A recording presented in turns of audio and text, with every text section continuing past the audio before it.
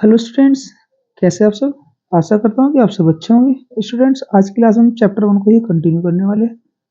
आज की क्लास में हम जानेंगे quality characteristics of accounting information.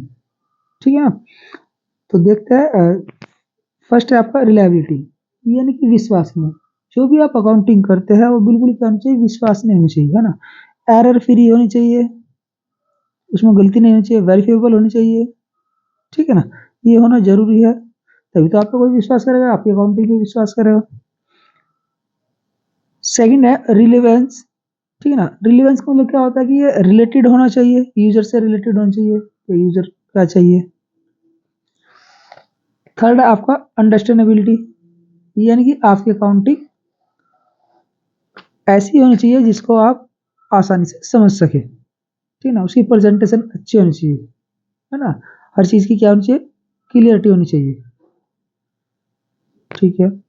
Comparability, यानी कि जब आप अकाउंटिंग करते हैं तो आपकी अकाउंटिंग ऐसी होनी चाहिए कि जिसको आप कंपेयर कर सके। कंपेयर यानी कि कंपेयर करने के लिए दो तरीके होते हैं।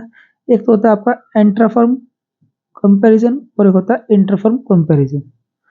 इंटरफर्म कंपैरिजन में होता है जब जब आप अपनी खुद की ही कंपनी से, खुद की ही फर्म से, ठीक ना, कंपेयर करते हैं लास्ट ईयर से पर। ठीक है ना। लास्ट ईयर से लेके करंट ईयर की या पिछले कई सालों की कंपेयर करते हैं तो उसको बोलते हैं इंट्रा फर्म।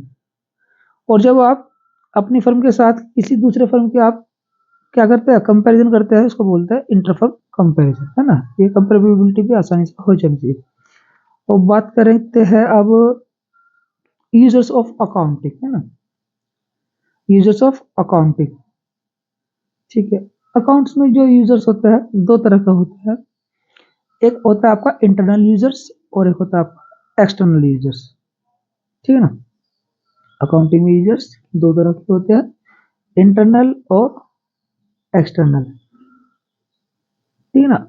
इंटरनल यूजर्स कौन होते हैं, है ना, आंतरिक। ठीक है ना। और एक्सटर्नल होता है आपके बाह्य। तो आपको ये समझना है बिल्कुल। जैसे कि ओनर होगा, इंटरनल यूजर होगा। मैनेजमेंट इंटरनल यूजर होगा। एम्प्लॉय इंटरनल यूजर होगा। ठीक है ना।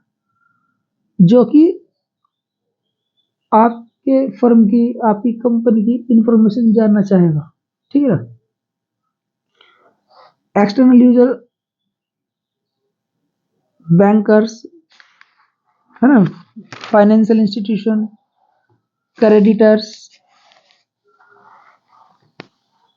इन्वेस्टर्स एंड पोटेंशियल इन्वेस्टर, है ना, जो आपकी कंपनी में या फर्म में क्या करेगा, इन्वेस्ट करना चाहता है।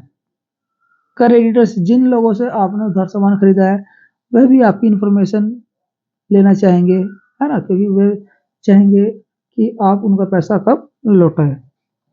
गवर्नमेंट भी इंटरेस्टेड होती है आपकी इंफॉर्मेशन लेने के लिए, गवर्नमेंट, है ना, एंड द इट्स अथॉरिटी।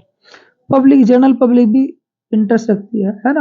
हो सकता है इसमें पोटेंशियल इन्वेस्टर हो, कोई आपकी कंपनी में इन्वेस्ट करना चाहता हो, कोई आपका क्रेडिटर बन जाए, किसी को आप सामान उधार, यदि डेटर्स बन जाए, और रिसर्चर्स, ये भी इंफॉर्मेशन रखते हैं रिसर्चर्स।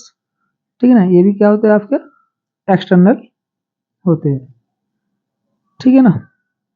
तो आज की क्लास में इतना ही रहेगा स्टूडेंट्स। ओके।